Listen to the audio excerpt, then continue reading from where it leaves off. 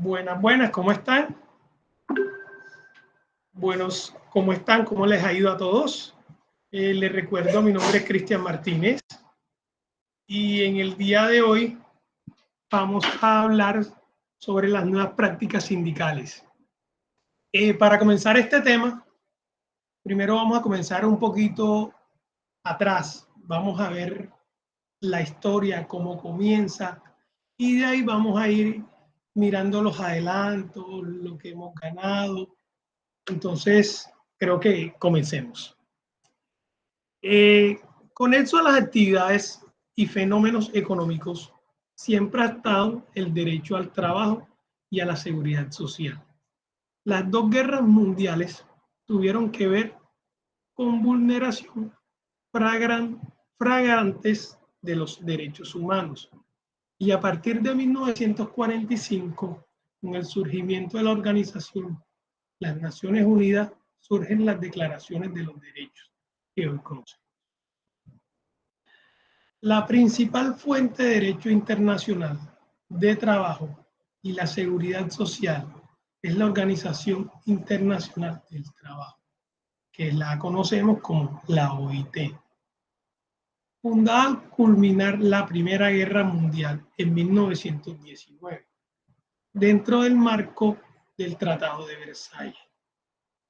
Con su creación se buscó prevenir los conflictos sociales que dieron origen a la Primera Guerra Mundial y a la teoría marxista. Sobre la OIT es importante tener en cuenta las recomendaciones de las confederaciones internacionales del trabajo no son obligatorias, pero sirven de guía orientadoras para los estados.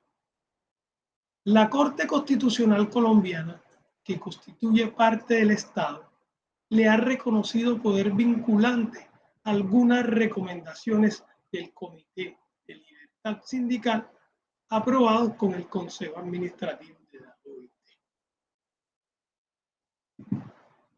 Hay una relación entre la globalización y las garantías laborales.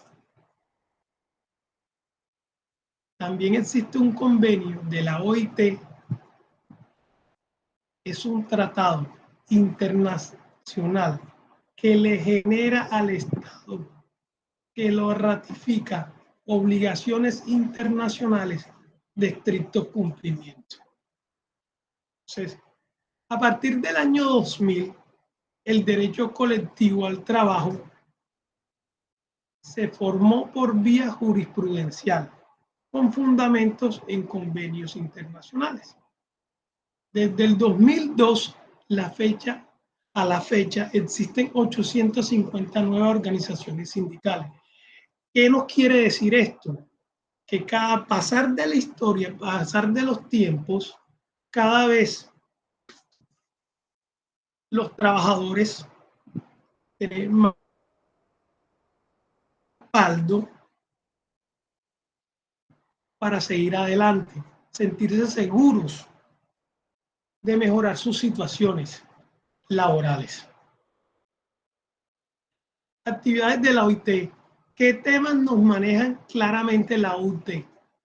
Bueno, la OIT se especializa en cooperaciones técnicas, investigaciones y divulgación y normativas.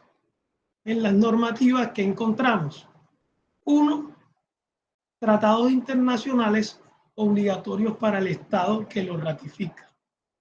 2, recomendaciones de las conferencias internacionales de trabajo. Y 3, recomendaciones de los organismos de control. También encontramos el Tratado Santos-Obama, ratifica decretos fundamentales de protección al sindicalismo libre, derecho a la asociación y al trabajo asociado. Lo podemos ver que Colombia es el país en el mundo que brinda mayor protección a líderes sindicales. Frente a este panorama, el reto de los empleados públicos y privados a las organizaciones sindicales hoy en día es procurar por negociaciones colectivas que permitan llegar a acuerdos que balance intereses y el bienestar de los trabajadores con la capacidad de administrativa y económicas. Representación y actividad en el país. A pesar de su buena intención de fortalecer las instituciones del derecho colectivo, generan cierta incertidumbre para las partes en el desarrollo del conflicto. El reto es generar una unidad de negociación que soporte el diálogo organizado y una regla de juego claras entre las partes del conflicto. Avanza hacia una visión conjunta y un entendimiento armonizado de los intereses de ambas partes en el conflicto colectivo. Supone no solo que el empleador conozca y entienda las necesidades de sus trabajadores, sino además que las organizaciones sindicales tengan el entrenamiento adecuado de las limitaciones de una empresa cuando al costo de cada beneficio pretendido en el pliego de peticiones. Los costos de producción de la compañía, entre otros aspectos. Una regla clara de juego amparada en un compendio normativo ajustado a las realidades del país serían sin duda un gran avance en la materia. Otro elemento determinante en el avance hacia unas prácticas sindicales positivas y enriquecedoras en la formación y capacitación de las partes del conflicto colectivo. En este punto, el avance es lento. Las tendencias siguen siendo de vieja data y no necesariamente se compaginan con la realidad social y económica actual del país. ¿Qué nos quiere decir esto? Que a pesar el trabajador como el empleado tienen que tener una relación muy enlazada. El empleador, tal como el trabajador, tienen que tener muy claro cómo está económicamente la empresa para cuando se necesite pasar los pliegos de petición sean un poco aterrizados y todas las peticiones que se están generando puedan ser otorgadas dependiendo a la capacidad económica de la empresa en ese momento. Vamos a avanzar un poquito en el sentido de la normatividad.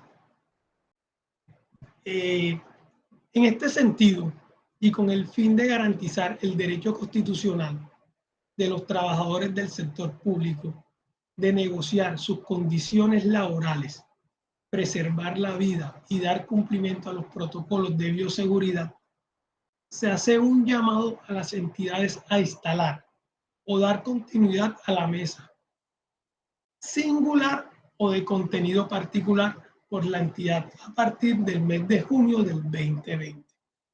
Esto no lo expresa la circular conjunta 100-11 del 2020. Haciendo uso de las tecnologías de la información y las telecomunicaciones. Para el desarrollo de las sesiones virtuales, se sugiere que las entidades definan con las organizaciones sindicales presentes en cada entidad, entre otros aspectos, lo siguiente. ¿Qué nos trata de decir la circular conjunta 100-11 del 2020? Que debido a todas las situaciones que ocurrieron por el COVID, llega el momento de negociar, el Ministerio de Trabajo tiene que buscar soluciones para seguir con estos procesos de negociaciones. Entonces, En esta circular nos especifica cómo lo vamos a hacer, en qué forma lo vamos a hacer, en qué tiempo lo vamos a hacer. Sigamos.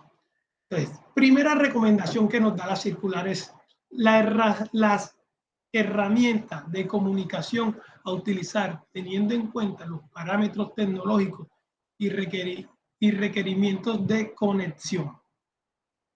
2. El mecanismo que va a utilizar para la citación a las sesiones como la agenda de la sesión. 3.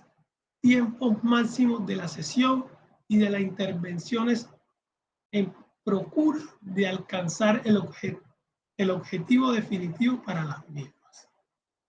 4.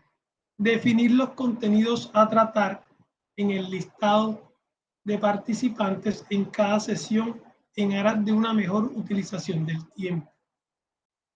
5. Definir las fechas de las sesiones. 6. Levantar actas de cada sesión y de los acuerdos a que lleguen. ¿Qué nos damos cuenta? Que cada vez, desde el momento de la historia hasta en el año 2000, 2001, vemos que los derechos del trabajador cada vez van cogiendo más fuerza. Cada vez tenemos más garantías laborales. Cada vez tenemos mayor protección.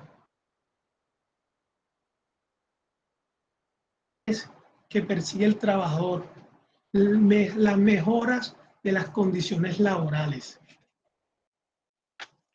Y vamos por un muy buen camino. Espero que les haya gustado y seguimos en contacto.